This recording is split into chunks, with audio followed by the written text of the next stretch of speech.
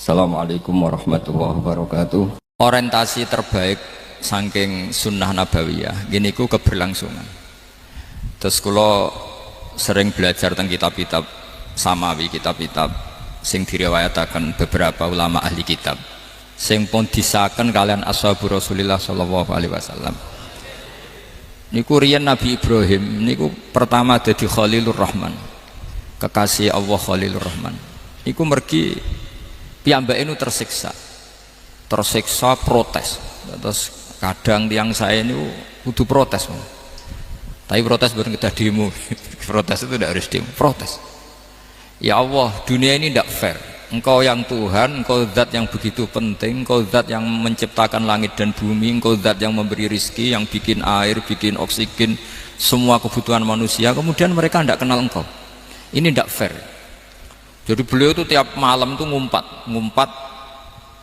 Ini enggak fair dunia ini. Engkau yang begitu penting pencipta langit bumi, engkau begitu penting yang menciptakan air, menciptakan kebutuhan manusia, kemudian mereka tidak kenal engkau. Ini enggak fair. Ini enggak benar. Jadi sering marah gitu. Karena sampean nggak bisa bayangkan kan, apapun hebatnya presiden atau menteri atau rektor atau kiai terus nang desa nggak dikenali statusnya, diundang lek apa yang dilek itu gak keren belas. Karena ya sama kan, salah Habib Soleh Alatos, muridnya Said Umar punya Mbah Mun, terus nang desa diundang pening dilek, itu kan gak keren belas. Awal dari keren tetap dikenal. Nah kemudian orang itu tidak kenal Allah. Makanya terus beliau sujud berkali-kali, ya Allah, sama siapa munajatnya beliau? Innahu la yahzununi alla ara ahadan fil ardi ya'buduka ghairi. Jadi cara kiai sarang namanya ini innahu saat temne kelakuan la yahzunu, yektene nyusano ni ing ingsun, nyusano banget karena pakai lam taukid. Innahu saat temne kelakuan la yahzunu, yektene nyusano banget ni ing ingsun. Apa sing nyusano an? Apa sedene kelakuan la ora ningali ingsun fil ardi ing dalam bumi. Ahadan ing wong suci ya'budu kang nyembah sapa ahad ka ing panjenengan ghairi saliyane ingsun. Ya Allah, sungguh saya sangat susah. Karena engkau zat yang begitu penting, kemudian yang tahu kalau engkau Tuhan itu hanya saya. Sampean ngenes gak misalnya ada orang melihat saya itu marhafid kemudian tidak tahu kalau beliau orang alim, sampean sebagai muridnya ngenes gak? Ngenes kan? Ada orang memperlakukan Mbah Mun tidak tahu kalau beliau seorang alim alama, kita sebagai santrinya ngenes gak? Ngenes. Lah ini Allah yang Tuhan, kemudian orang tidak ada yang memperlakukan dia sebagai Tuhan, bahkan nyebut saja tidak mau. Itu ketersiksaannya Nabi Ibrahim. Kalau kita kan tersiksa mergo di duit, ora payu rabi, sing wis payu rabi ra iso wayo, ya gitu. Macam-macam kesulitan. Itu jadi apa, jadi wali itu sudah berat karena orientasinya agak tentang Allah tapi tentang diri sendiri. Ana sing susah proposal ragu ya Mas Angkop. Macam-macam. Artinya Nabi Ibrahim itu orang yang benar-benar Khalil Rahman. Beliau tersiksa ini karena dunia ada gak fair. Masa Allah zat yang begitu penting kemudian mereka nggak tahu. Maka awal dari nubuah itu apa? Menaukan al-i'lan, mempermaklumatkan Allah di alam raya ini. Makanya nggak ada nabi kecuali memaklumatkan diri. Saya dulu awal-awal Habib Soleh mau nyai, saya bilang orang alim itu harus ngaku kalau alim, Habib juga harus ngaku kalau Habib.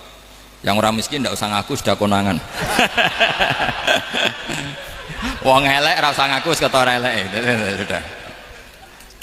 Karena agama ini pertama yang menolong itu memaklumatkan. Sehingga pertama Nabi jadi Nabi dari Gua Hira, pertama apa? Cara saya ini kira-kira memaklumatkan. Tapi reso dibahas jumpa pers.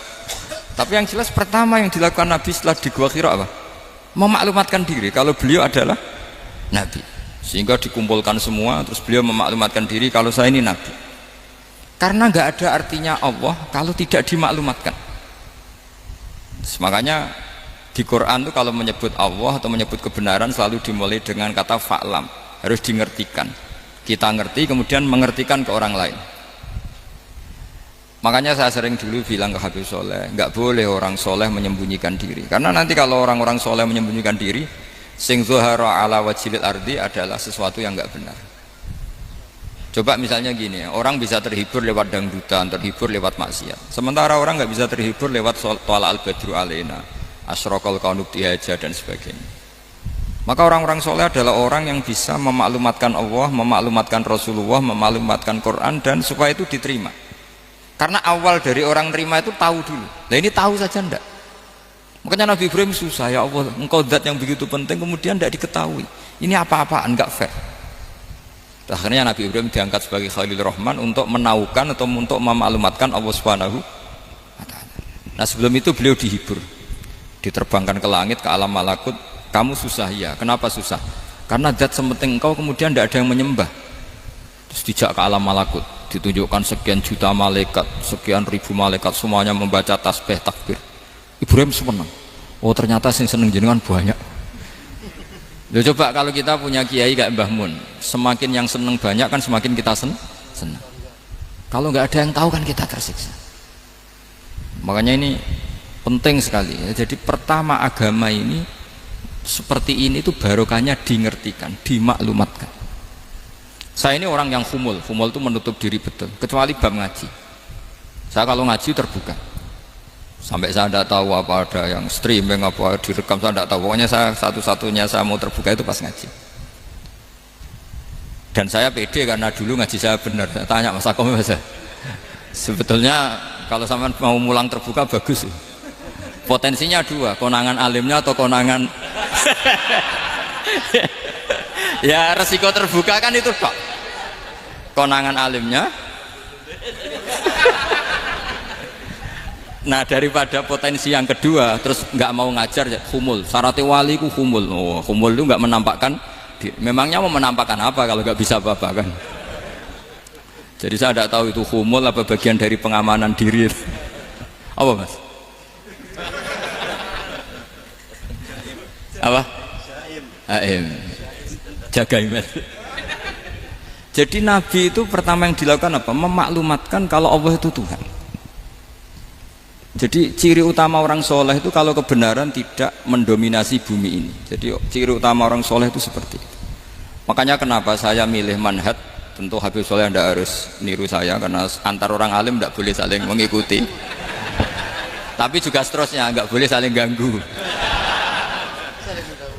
Saya itu ngaji di mana-mana itu guyon. Karena bapak saya suka guyon, Mbah Mun suka guyon. Alasannya bapak dulu sederhana. Orang sudah nyari hiburan dengan maksiat. Sehingga agama ini harus membawa keceriaan sosial, membawa keceriaan hati. Karena Allah ngendikan kul bi fadlillah wa bi rahmati fa bidzalika falyafrahu. Orang tuh harus senang dengan kebaikan. Orang happy dengan tolal badru alina, happy dengan manakibul akhyar, dengan fadhailul akhyar. Karena orang di sana sudah senangnya itu kalau ada maksiat. Nah sekarang agama dibawa orang-orang yang tidak menyenangkan juga. Ngaji teko wis merengut, ada muridnya salah duduk marah, salah posisi meja marah. Lalu orang-orang kan mikirnya kan, daripada ngaji dimarahin terus mendingan ndak kan. Makanya Nabi itu paling marah itu kalau satu kebaikan jadi problem.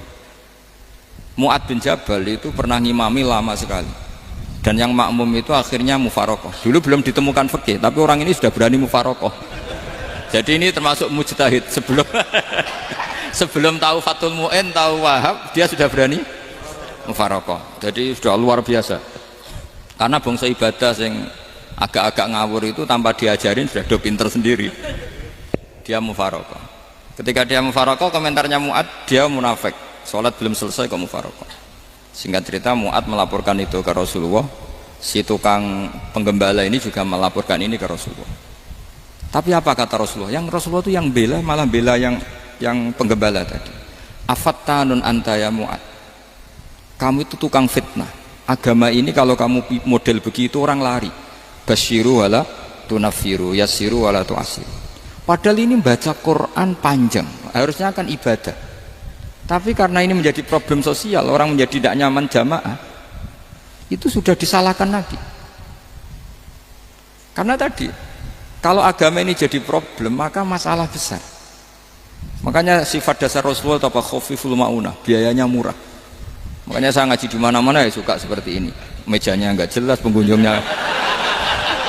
pengunjungnya juga enggak jelas. Semakin kacau semakin baik kira-kira. Nah, ini pengunjungnya juga seperti ini kan. Nanti sampean yang pidato, jadi tak beri hak Tak beri hak gojlok saya ini namanya aqomaddin. Kalau faman tarokaha fakot. Jadi pilihannya kalau gak aqomaddin ya ada medin. Jadi kenapa banyak kiai yang ceria? Karena tadi satu-satunya cara kita menandingi hegemoni maksiat adalah pembawa taat itu ceria. Karena orang itu mesti mencari kebahagiaan. Sebab itu para nabi itu mengajarkan agamanya dengan cara yang bahagia. Misalnya mangqala la ilaha illallah dakhalal jannah. Nabi tidak ngendikan gini, mangqala la ilaha illallah terus sholatnya benar, puasanya benar, belajarnya benar, jadi kiainya benar. Wah itu kalau itu panjang sekali, banyak yang nggak masuk surga. Sementara kubu yang lain kampanye sudah tenang bersama bapaknya di surga. Lah kita kampanyenya, kon sholat ra mesti ditompo, puasa ra mesti ditompo. Wes repot, syaratnya ditompo ikhlas wangel, kowe ra bakal iso. Berarti maknane kan ra bakal mlebu swarga. Akhirnya wong kan mikir, wes sholat tetap ra swarga, poso tetap ra swarga, mendingan ra sholat. Jadi kita ini kan bersaing sama kampanye sebelah gitu. Makanya saya milih manhaj pokoknya Islam apik. Tapi bukan berarti saya menyepelekan aturan-aturan dalam sholat, karena yang kampanye itu sudah banyak. Biasanya kiai-kiai sing kereng kampanye tentang sing kereng-kereng nih. Itu saya manfaatkan, ya sudah, itu bagian jenengan. Jadi orang itu harus mikir. Agama Kristen itu diterima di Eropa di mana-mana. Di antara sebabnya adalah karena orang dijamin masuk surga. Orang mau kayak apa faseknya tetap kalau mati bersama. Kita enggak. Sudah kiai, sudah mulang terus masih didoain. Semoga amal baiknya diterima, amal buruknya masih ngeper apa? Dan itu santri saya nanti kalau ziarah saya dengan ya Allah ampuni Gus Bah ampuni. Ini kan ngenyek orang itu maksudnya. Maksudnya bukan, makanya saya pernah ketemu orang yang berfaham Wahabi. Dia nuduh kalau orang doa ke mayit itu minta sama mayit. Saya bilang, saya saja yang jadi mayitnya nggak siap. Kok bisa? Doanya itu doa ngeper. Masa sama gurunya bilang gini, Allahumma in kana muhsinan fazid fi ihsani wa in kana musian. Masa gurunya ditaklek? Jadi dia tidak yakin betul kalau gurunya muhsin, masih ditaklek. Jika guru saya baik maka gini ya Allah, jika guru saya buruk maka gini. Loh saya tuh gak pernah doain Mbah Mun gitu, tak anggap gak sopan. Jadi kalau saya berdoa ya Allah jenengan izzihi apa ya, jenengan balas lah, izzihi anna anil muslimina khairan katsira wa antal ghafurur rahim wa anta gitu. Saya gak tega muni wa in kana musian. Jadi kayak ada sopan ya. Loh kalau aku yang mati sapi lagi. Tak balik malah. Ingkana musia. Malah ada terusannya bahwa kadalik. Jadi makanya mereka kan sering pakai dalil. Andai kan tradisi itu benar, maka yang paling pertama melakukan itu sahabat. Selalu mereka berargumentasi kalau itu tradisi yang benar, maka pertama yang melakukan itu sahabat. Ya gak mungkin sahabat masa bilang ke Nabi ingkana bisa kafir berat kan? Masa kesolehannya loh, andai kan Abdul Qadir wafat di mana ini ngomongin? Beduk. Saya tidak akan berdoa seperti itu. Oh bisa marah Abdul Qadir Jailani. Masa kesalahan beliau di ingkana musinan sama ingkana musian. Jadi orang tuh harus mikir. Jadi saya dengan bukan berarti Gus Bah bid'ah menciptakan doa baru. Ini bukan urusan menciptakan. Orang yang punya sopan spontan seperti itu. Ini bukan urusan modifikasi doa Anda. Makanya kenapa para nabi itu tidak disolati dengan cara seperti itu, langsung assalamualaikum ya Rasul. Assalamualaikum ya Abu Bakrin, assalamualaikum ya Umar. Enggak mungkin kita mengatakan ya Abu Bakrin, ya Allah ingkana. Masa Abu Bakar di ingkana? Kalau dia bukan kalau beliau ashabu Rasulillah pasti orang Sayyid itu zuriyatu Rasulillah pasti al-tahirin al-mutahhari. Guru-guru kita ini guru-guru kita. Jadi tolong doa itu. Nah, kalau terpaksa doa wa in kana musian, anggap saja hafalnya hanya itu, tapi jangan dijiwai apa? Jangan apa? Dijiwai. Kalau ditanya, "Lho Gus ini orang soleh kok doanya wa ingkana musian?" Itu kan guru jenengan. Apalku ikut tok. Tapi ora usah dimaknani, apa? Karena sekali dimaknani nanti kan. Jadi ini urusan etika, urusan rasa. Saya teruskan ya. Karena jadi saya mohon sekali, apa-apa itu ada aturannya. Ada aturannya. Ya tentu kita ikut masal saja. Semua selain Nabi, selain para wali kita nggak apa-apa. Doa Allahumma ingkana musinan, ingkana musian. Tapi di hati kita sebetulnya ketika mengatakan ingkana musian itu, coro Jawa hanya rapalan. Rapalan itu ya sudah ngomong saja. Tapi nggak usah apa? Nggak usah dijiwai. Ya. Yang dijiwai kita adalah sifat ghafurnya Allah. Bukan status mayitnya, tapi sifat ghafurnya Allah. Karena kata musik itu kan nggak nyaman. Makanya Nabi itu hebatnya Nabi, ya tentu karena bentukan Allah Subhanahu wa taala. Adabani Rabbi fa ahsana ta'dibi. Itu kalau nyifati tentang keburukan orang mukmin itu diikutkan sifat ghafurnya Allah. Jadi misalnya gini, kalimatnya liyukaffirallahu anhum aswa alladzi amil. Atau sebagian ayat misalnya wa yukaffiru anhum sayiatihim. Jadi sebetulnya kalau terpaksa mengatakan orang itu buruk, itu sebenarnya dari Allah dulu kita mengatakan Allah itu zat saking baiknya itu mengampuni salahnya seseorang. Jadi nyifati Allah dulu, Allah saking baiknya itu mengampuni salahnya orang-orang baik, karena orang-orang baik juga manusia, Ustadz juga. Tapi lebih ke nyifati ke Allahnya. Kalau kita kan enggak, lebih tertarik nyifati mayitnya. Sehingga kita di hati itu mayit kira tak jalan sepuro tuntas kayak gitu. Jadi kalau di Quran tidak seperti itu. Jadi kita lebih mensifati Allah itu Ghafur, Afuwun Karim. Makanya seperti doa-doa kita kalau Ramadan gini, Allahumma innaka afuwun karim tuhibbul afwa, baru bakas fa'fu anna. Jadi ada aturannya. Meskipun ilmu ini agak jelimet, tapi bagi ahlinya ini ma'ruf. Kalau sama nggak paham berarti nggak ahlinya. Jadi ilmu ini agak jelimet, tapi ma'ruf. Nah, sehingga Rasulullah kalau kita meyakini syafaatu Rasulullah SAW itu cara berpikir harus kita balik. Misalnya begini, wong Islam nakale ngono, penggaweane maksiat kok disafaati Kanjeng Nabi kurang penggawean. Caranya berpikir jangan gitu. Kalau gitu kowe mari mangkel, wong nakale ngono kok untuk syafaati Kanjeng. Tapi cara berpikir gini, syafaatu Rasulullah itu wasi'ah, luas sekali. Syafaatu Rasulullah ghairu munhasirah, tidak terbatas. Syafaatu Rasulullah itu lebih sakti ketimbang dosanya umatnya. Semua ulama dulu kalau nyifati Allah juga gitu. Allahumma misalnya maghfiratuka awsa'u min dzunubina. Ya, yang misalnya yang pakai mutakalim ya Allahumma maghfiratuka awsa'u min dzunubi wa rahmatuka arja inti min amali. Jadi jangan kitanya dulu. Kalau kitanya dulu kan nyifati kita dosa banyak. Itu sama ndak usah ngaku, sudah tahu semua. Tapi nyifati pertamanya apa? Allahumma maghfiratuka awsa'u min dzunubi wa rahmatuka arja inti min amali. Sehingga dari nyifati maghfiratullah yang wasi'ah, yang tidak terbatas, kemudian kita sah mengatakan bahwa ahlul maksiat pun mungkin atau berhak dapat ampunan. Sama, syafaatu Rasulillah itu ghairu munhasirah, syafaatu Rasulillah itu wasi'ah. Sehingga sahlah riwayat syafaati li ahlil kabair min ummah. Itu bukan menyangkut melegalkan kabirah, bukan menyangkut mengesahkan orang Islam dosa besar, karena nanti dapat syafaatnya Rasul.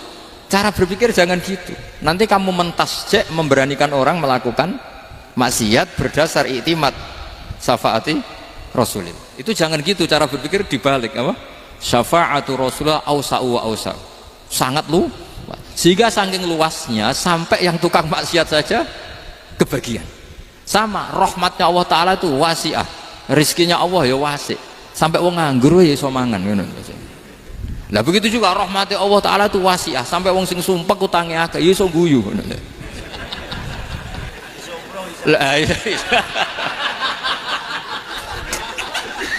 Tapi kalau dibalik, misalnya saya diprotes kiai, saya pernah juga diprotes, Gus umat kok mbok latih guyu padahal mereka maksiate akeh, utange akeh, gini-gini. Karena kamu menyifati orangnya. Kalau menyifati orang ini sampean guyu haram. Utang jatuh tempo, sampean gak mikir dosa ndak? Dosa. Jadi kiai muridnya goblok kok kiai ini kurang tahajud itu ya dosa. Dadi kiai kok muridnya goblok tenang wae. Sementing untuk sowanan iku amatir ya kene. Mestinya cara berpikir dibalik. Rahmatullah wasi'ah, rizquhu ya wasi', fadluhu wasi'. Sampai wong sumpek wae iso guyu. Sehingga kita ini sudah objek. Loh, kita ini tidak subjek di alam raya ini, kita tidak subjek tapi apa? Objek. Makanya saya berkali-kali mengatakan, mbok kayak apa sumpeknya kita, tetap wong iso guyu. Karena apa? Allah mensifati dirinya wa annahu wa adhaka wa abka. Allah itu adhaka, zat yang memberi orang iso guyu. Wa abka lan zat sing maringi wong iso nangis.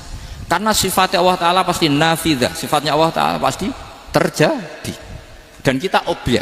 Makanya wong sumpek utange akeh, bojo ora percaya, tangga ora percaya, nak guyu banter-banter. Karena Allah ku adhaka, zat sing maringi guyu. Wa abka, sudah presiden, sudah gubernur, sudah menteri, nak Allah kepengin nangis no yo nangis. Coba ngeluhnya apa kalau misalnya jenengan seorang mantan presiden atau mantan gubernur, kadang anaknya calonan RT bo menang bunda. Ngeluhnya apa orang alim, misalnya alim alama, anaknya mau jadi jurumiyah raiso, susah. Kaya raya anaknya jadi pasien, susah. Allah punya cara untuk abegah, untuk bikin orang nangis. Nah karena kita ini objek, pasti sesumpek apapun orang yang bisa tertawa ya bisa nangis. Makanya banyak ulama yang nggak terlalu serius mikir agama ini, bukan karena dablek, enggak, karena Allah mensifati dirinya Al-Hadi, yang memberi petunjuk. Kita nggak ditunggoni Kanjeng Nabi, nggak ditunggoni Wali Songo, nggak ditunggoni para Alawin yang dulu, nggak ditunggoni Habib-Habib yang kayak Said Abdul Al-Haddad. Tapi karena Allah itu Al-Hadi, yang memberi petunjuk, dan sifatnya Allah Ta'ala la budda wa ayat entakuna nafidah. Sifatnya Allah pasti nafidah. Amerika kayak apa liberalnya, sekarang trennya juga banyak yang masuk Islam. Kampung-kampung pedalaman nggak ada kiainya, cukup mudin. Kadang membawa agama itu orang yang ke situ mau nyari kayu. Orang di pedalaman Kalimantan, Sulawesi itu pertama itu nyari kayu, tapi bawaan hidayat, lama-lama bikin masjid. Saya pernah di Korea, ke sana orang nyari uang, niatnya juga nyari uang, tapi akhirnya tersiksa kalau enggak bikin masjid. Karena apa? Karena Allah itu Al-Hadi, zat yang memberi petunjuk. Maka kamu tidak usah khawatir, agama ini pasti jalan ila yaumil qiyamah, karena Allah Al-Hadi. Sama, mbok kamu umat mbok weden-wedeni kowe ku amalan ora mesti ditampa, nek ora ditampa mlebu neraka. Ngono mulai ngaji ya tenang ae, tenang santai. Bahkan kadang bilang gini, Pak Yai tadi gak bener, masa ngecap orang mlebu neraka. Kita yang masyarakatnya gak tahu pintunya, Pak kayaknya tahu pintunya. Karena orang itu punya cara. Loh ya betul. Orang Bedui itu kalau ngaji sama Nabi itu lebih unik timbang yang soleh, timbang yang pinter. Sehingga banyak ilmu itu ditemukan dari orang Bedui. Karena cara berpikir itu aneh. Kalau orang soleh, orang waras kan berpikirnya ada aneh, standar. Jadi orang Bedui itu aneh. Pernah suatu saat Rasulullah itu khutbah cerita kiamat. Wah dahsyatnya kiamat kayak apa? Semua orang diam nangis semua. Orang Bedui enggak, lebih cerdas. Ini Nabi itu aneh, cerita kiamat kok udah ada tanggalnya, ini gimana? Orang nangis semua karena dahsyatnya kiamat kayak gitu. Bumi dihancurkan, wus. Pantas sudah nangis dewi-dewi. Ya ono sing nangis pabrik banyune macam-macam ya. Ini kalau kiamat gimana ini perjalanan air kemasan saya kan orang mikir mikir dewi-dewi gitu. Tapi ini enggak. Orang Bedui cara berpikir tuh enggak. Malah ya Rasulullah mata sa'ah, engkau itu cerita kiamat tapi gak jelas tanggalnya. Kalau cerita kiamat ya harus jelas dong kapannya. Jadi unik. Jadi cara berpikir sahabat kaget semua loh, kaget karena gak kepikiran. Nabi a'radu anhu, a'radu itu mengabaikan. Banyak sahabat yang menganalisis lam yasma'kan, Nabi memang gak dengar sehingga mengabaikan. Ada yang analisis lagi sami'a wa kariha, sebenarnya Nabi dengar itu gak berkenan karena tengah-tengahnya khutbah kok tanya. Tapi si Arabi ini cerdas, masuk akal kan. Misalnya mau pilihan presiden, orang mesti tanya kapan kan gitu. Ya kan, mau ganti presiden atau ganti bupati, takarnya orang kan kapan. Kayak Mas Akom jadi wali ndak, pertanyaannya kan kapan. Kalau jatuhnya kan sudah ya. Sehingga tanya, mata sa'ah ya Rasulullah. Lama-lama Nabi diangen-angen, bener juga orang ini, saya cerita kiamat kok gak jelas kapannya. Ini Nabi menjawab. Tapi karena Nabi orang-orang yang sangat pinter, tanya balik, ma'adat talaha. Lalu kalau kamu berani tanya kiamat kapan, saya tanya balik, ya persiapan kamu apa? Jawabnya santai saja. Fa wallah ma'adatulaha kabira sholatin wala siyamin walakinni uhibbuka ya Rasulullah. Saya enggak menyediakan apa-apa, sholat saya biasa aja, maksudnya standar. Ya kira-kira 5 waktu pas. Ya jenis saya lah kira-kira gitu. Wala kabira siyamin, dan saya puasa ya standar saja pas. Walakinni uhibbuka ya Rasulullah. Tetapi saya mencintai engkau ya Rasulullah. Jawabannya Nabi apa? Almar'u ma'aman ahabba. Sebagian riwayat anta ma'aman ahbabta. Jadi hadis itu populer tuh barokahnya wong desa tadi. Andai kan dia punya etika, maka sowan dulu tanya 4 mata. Itu jadi hadis ahadi. Tapi barokahnya dia selonong di depan umum. Zaman Nabi khutbah itu jadi hadis mutawatir. Jadi kadang barang baik itu barokahnya orang yang enggak baik. Maksudnya su'ul adab. Tanya gitu kan su'ul. Tapi itu barokah. Akhirnya hadis itu mutawatir karena didengar ribuan sahabat yang mendengarkan khutbahnya Rasulullah. Tapi kalau hadis itu satu-satu kan khossoni bidzalika Rasulullah, khossoni bidzalika Rasul, itu nanti jadi hadis ahadi yang kualitasnya jauh di bawah hadis mutawatir. Jadi barokahnya orang su'ul adab itu ya ada. Karena Allah yang mendesain ini. Akhirnya kata sahabat, kata Anas bin Malik, mereka itu mangkelnya bukan main sama Arabi tadi, karena tanya nggak sopan sama Rasulullah. Tapi setelah Nabi jawab almar'u ma'aman habba fama farihu bisyai'in farahahum bidzalika batal. Mereka tidak pernah senang dengan hadisnya Nabi sesenang riwayat almar'u ma'aman ahabba. Barokahnya Arabi. Bedui. Makanya saya sebagai kiai ini bedui saya tak pertahankan ila yaumil qiyamah. Karena umat ini pernah terbarokahi oleh orang apa? Bedui. Barokahi su'ul adab tadi. Jadi mohon ini supaya majelis ini kan majlisul itorti Rasulillah, coba terlatihlah mengatakan Allah itu subjek, Allah itu al-fa'ilul mukhtar, Allah itu al-fa'ilul mukhtar, Allah itu yang menentukan alam ini. Dan Allah mensifati dirinya wa annahu huwa adhaka wa abka. Allah itu zat yang memberi orang itu bisa tertawa, dan Allah juga yang memberikan orang itu bisa menangis. Mbok kayak apa kamu neror umat, amal nggak mesti diterima gini-gini. Ternyata neng majelis nangis ya, mulai guyu. Kadang guyu-guyune ngenyek tenane. Daripada apa ya agak-agak merodok orang yang dohirnya beda dengan batinnya, nggak perlu distatuskan seperti itu. Ya sudah biasa saja. Jadi, nah, fi muqaddimihim, imam besar dalam manhaj ini namanya Abul Hasan apa? Asyadzili. Abul Hasan Asyadzili itu kalau ada orang tanya gini, Beb saya ini susah, sholat saya tidak mesti diterima Allah gini-gini, marah. Nggak usah. Kafa bika jazaan an radiyaka laka ahlan. Sudah kamu ditakdir pernah sujud itu sudah keren. Saya itu andaikan dapat kabar dari malaikat bahwa sholat kamu tidak diterima, saya tidak susah. Bukan karena sombong. Pernah ditakdir sholat sujud ning Allah itu keren. Kayak apa malunya kita ketemu Allah kemudian kita di bumi tidak pernah sujud. Makanya cara Abul Hasan Asyadzili kowe ora usah mikir salatem ditampa taro ora usah mbok mikir. Kowe ditakdir tau sujud itu hebat. Kafa bika jazaan an radiyaka laka ahlan. Cukup kamu mendapat balasan dari Allah, kamu pernah ditakdir sujud. Gak perlu ngaji alim alamas, gowo sawi ngalor ngidul jalalain keren. Paling gak malaikat pernah melihat kamu, wah gowo tak kitab kuwedi. Gak penting paham, gak penting. Karena isra bakat paham Mas. Jadi Abul Hasan Asyadzili adalah orang yang, dan itu Al-Hasani ya, dan itu Al-Hasani. Makanya macam-macam kita yang Al-Husaini sudah kita punya Faqih Muqaddam, punya banyak lah. Di Al-Hasani yang paling populer diantaranya adalah Abul Hasan Asyadzili. Beliau itu kalau ngendikan sesuatu itu positif terus. Termasuk itu ketika ada orang resah sholat saya diterima ndak, kata beliau wes sing sempurna ditakdir tahu sujud. Saya itu sebetulnya kadang-kadang nyumiris, wes sholatku tompo ta ora, tapi saya sangat sadili, sangat sadili. Saya nggak pernah berdoa ya Allah ibadah kami jenengan terima ndak, karena takut kalau doa gitu keterusan itu terus ditompo ora ya, akhirnya keterusan gitu, akhirnya ngenes. Masa orang pernah sujud ngenes? Lama-lama gini setan masuk Apa artinya saya sujud ternyata nggak diterima? Lu wong kawula kok iskal tentang pernah sujud. Itu kan ibarat gini, kamu ngasih uang sama orang tua kamu, misalnya Habib Soleh ngasih uang Habib Ali, terus apa artinya tak kasih, kemudian beliau tidak terima kasih, itu kan lucu. Terima kasih tidak terima kasih, seorang anak ngasih orang tua itu keren. Makanya saya bangga dengan Habib Soleh ketika beliau mengumrohkan Habib Ali, sudah mendaftarkan haji Habib Ali. Nggak usah mikir diterima apa enggak, wes keren, itu sudah perilaku yang keren, yang hebat. Makanya saya sering ada orang mau cerai tanya saya, Gus saya ini cerai gak, istri saya kurang ajar gini.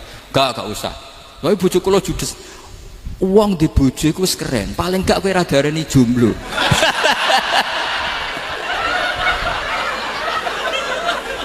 Oh, diarani duda ora enak. Wis luwe sabar ndi diarani duda mek diarani bojo judes. Enak bojo judes cek gagah. Di bojo lah. Oh, provokator itu. Jadi kafabika jazaan an radiyakala ka'alan, sudah ditakdir pernah sujud itu sudah keren.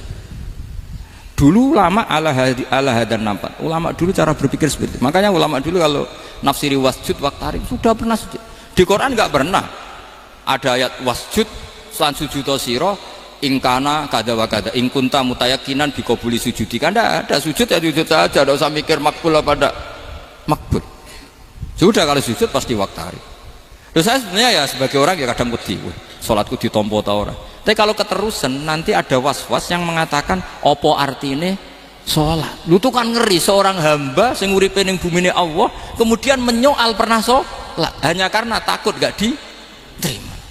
Itu kan geblek banget. Nah, saya jenis kiai yang di partai itu.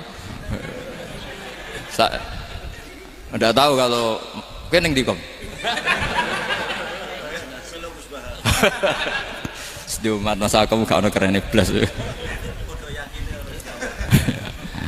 Jadi nanti kalau misalnya ada manhajnya Habib Soleh yang tidak seperti itu tidak apa-apa, mungkin supaya orang nggak takabur, nggak fakhr, sehingga makanya mulai dulu lama itu ya partainya kalau nggak rojak ya khauf. Nah saya ini yang jelas terang-terangan ikut partai rojak saja, apa? Partai rojak, karena banyak yang sudah di partai khauf. Tapi saya rojak yang bil ilmi tadi. Makanya Sayyidina Umar radhiyallahu anhu itu yang namanya sama sujud. Saya itu punya kitab. Habib Soleh pernah tak tunjukin tulisan tangan saya. Muji-muji sujud. Sayyidina Umar ketika ditusuk seorang gila itu Majusi, Abu Lu'lu' terkenalnya itu. Itu Hulamul Mughirah terkenalnya. Ditusuk, dia sahabat, beliau sahabat, wali. Jadi nusuk Umar tuh kayak apa? Nusuk Mas Hakom aja dosa besar, apalagi nusuk Umar. Itu ketika ditusuk, dia itu ya punya dendam. Namanya manusia itu punya dendam. Artinya namanya orang kan mangkel sama yang nusuk. Kalau orang mangkel itu inginnya kan yang nusuk itu masuk neraka. Tapi apa kata Umar? Ngendikan gini, tanya pertama, yang nusuk saya siapa? Orang Majusi. Orang Majusi, Hulamul Mughirah. Alhamdulillah alladzi lam yaj'al maniyati biyadi rajulin lam yasjud laka sajdatan yuhaju biha indaka yaumal qiyamah. Saya itu senang Gusti, yang nusuk saya orang yang nggak pernah sujud sama jenengan. Jika kalau saya dendam supaya dia masuk neraka, saya nggak takut orang itu nuntut sama saya. Tapi kalau dia pernah sujud, pernah sholat, kemudian dia masuk neraka karena nusuk saya, kemudian dia berargumentasi, saya pernah sujud ya Allah, kenapa engkau masukkan neraka? Saya tidak berani jawab ya Allah. Saking hormatnya sama yang namanya sujud. Jadi kamu ini dendamnya kesampaian, cara Jawa ya. Dendam dengan tanda kutip ya, tidak makna semestinya. Jadi mangkel mbek sing nusuk, nak mlebu neraka pantas, wong ora tau sujud wae Gusti gitu. Tapi kalau pernah sujud, kemudian dia masuk neraka karena saya, bisa yuhajuni biha yaumal qiyamah. Jadi kayak apa sujud? Saya apa? Nabi itu kalau muji sujud sampai mengingatkan wa hatta takuna sajdatul wahidatu khairan minad dunya wa ma fiha. Nanti kalau kamu di akhirat ketemu Allah, kenangan terbaik kita apa? Di dunia pernah sujud. Keren kan? Cara ning pondok wis tau bayar seharian lho. Cara sowan kiai tau ngamplopi Mas. Wis go jajan.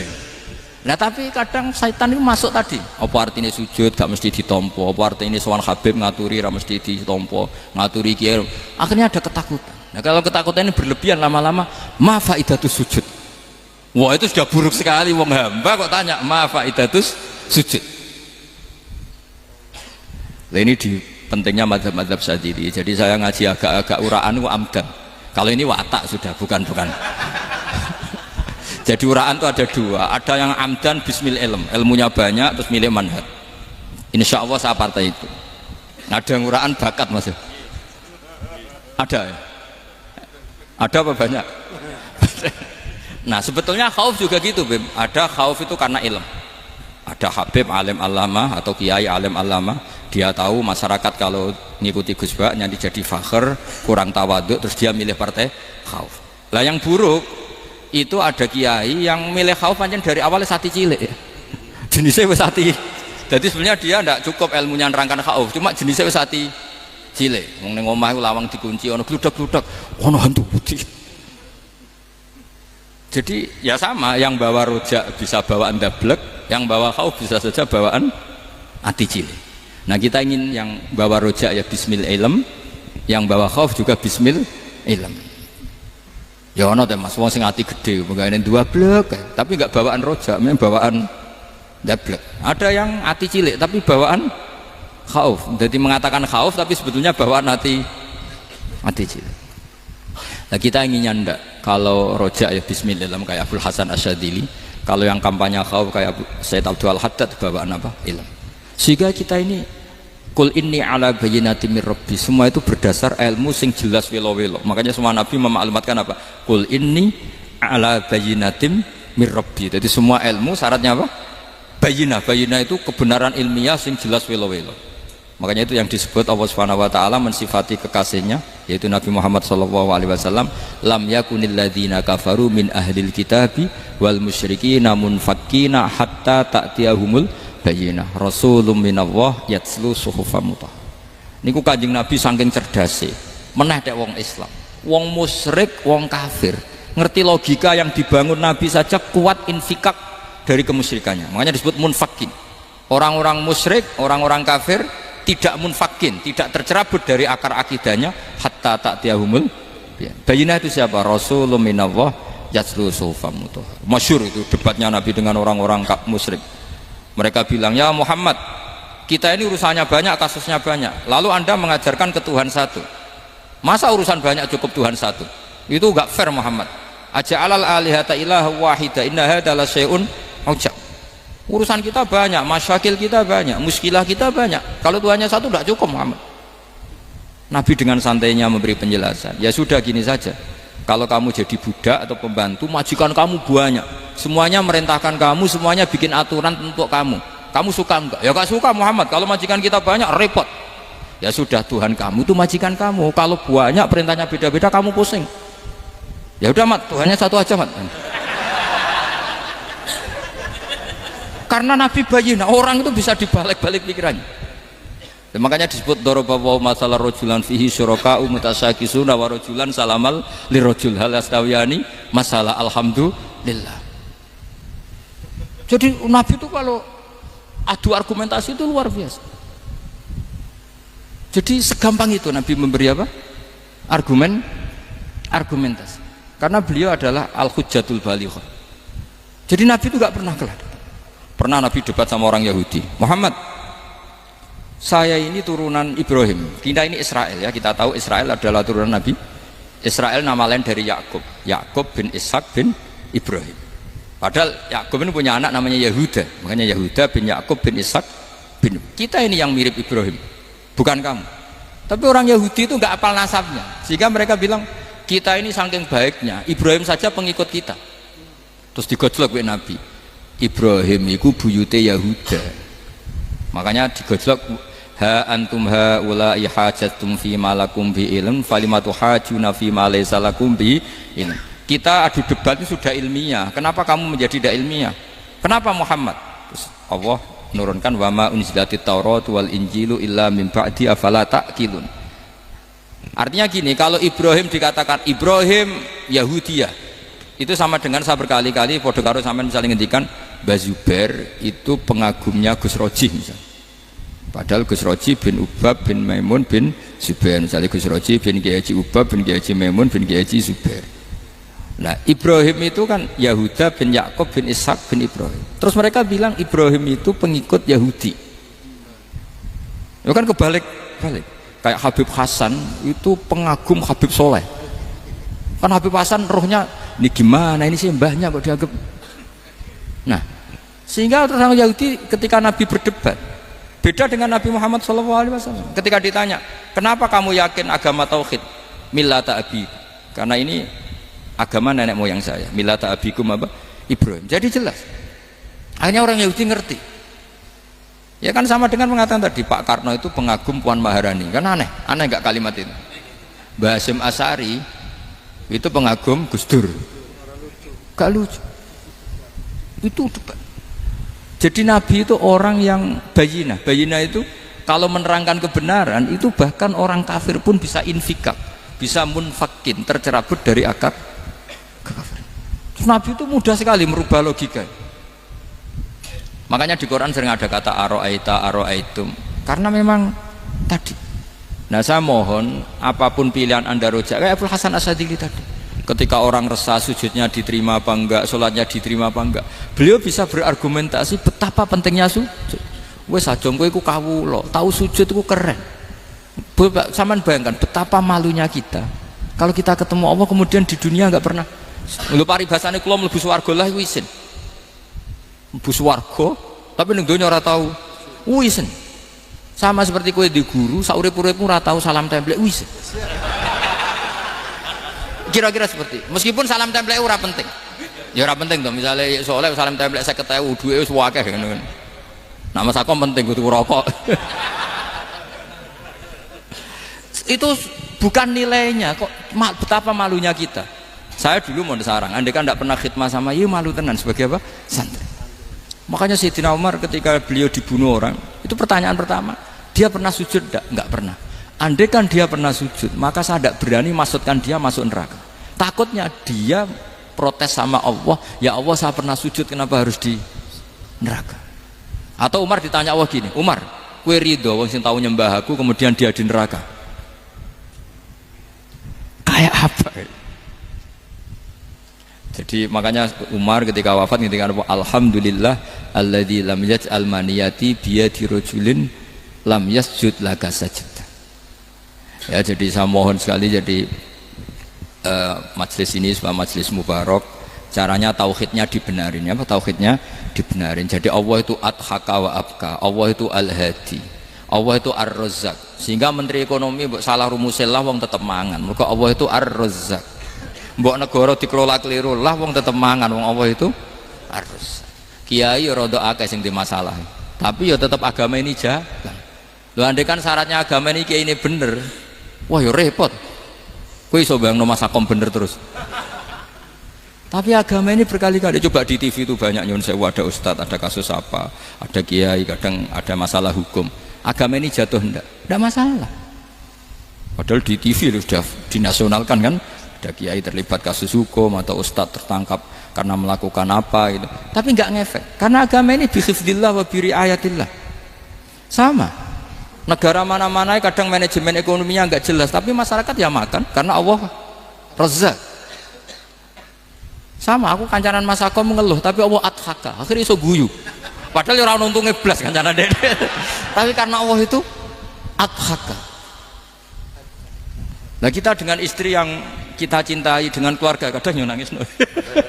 Karena Allah itu zat yang bisa memberi abka. Wa annahu wa adhaka wa abka. Terus wa annahu wa amata wa ahya. Kita tidak ingin mati, ya mati saja karena kita objek. Nah hidayah itu seperti itu. Allah al-hadi, apa? Allah itu kayak apa Korea, negara ateis. Nggak kebayang di sana ada ngaji Aqidatul Awam, Mabadi' Fikih. Sekarang banyak. Saya tuh kalau beli Aqidatul Awam kerdusan tak kirimkan ke Korea. Sebelum saya ke Korea, karena sebagian santri saya di Jogja. Di sana ada ngaji Aqidatul Awam, ngaji Takrib. Bahkan saya di sana dilagokno sakduna fid dunya. Kayak apa Allah kalau ingin bikin hidayah? Karena Allah itu al-hadi. Wong Indonesia digerakno seneng duit. Bareng wis seneng duit mau apa? Korea. Setelah di Korea tersiksa karena gak ada tempat sujud. Akhirnya urunan. Segampang itu kalau Allah mengendaki. Itu enggak dibenem MUI, enggak dibenem Karena Allah Al-Hadi. Jadi saya mohon sekali tauhid ini dibenerin dulu. Allah tetap Al-Fa'ilul Mukhtar, apa? Al-Fa'ilul Mukhtar. Sehingga Allah mensifati dirinya Adhakawa. Mbok kamu bendung kayak apa, orang ngaji saya tetap guyu. Sekarang iso mbuli saya, oh Gus Bak piye ngaji sejak guyu. Allah yang memberikan guyu kamu itu. Andai kan sesuai status kamu, kowe ora ngarep guyu. Utang akeh, jatuh tempo, bojo ora percaya. Gede-gede ya, kayak paham. Ya, jadi ini tak isyatkan jenengan. Saya ini tadi bawa kitab Fathur Rahman di Thalibi Ayat Qur'an, mau tak kasihkan hadiah ke Sayyid Umar Hafid sebagai penyempurna karena beliau sudah Al-Husaini. Semoga ini dapat barokahnya Al-Hasani. Ini dikarang oleh zurianya Abdus Salam bin Masis. Abdus Salam bin Masis adalah guru dari Abul Hasan apa? Asyadili. Jadi kita tahu Sahibul Hikam Ibnu Athaillah As-Sakandari muridnya Abul Abbas Al-Mursi.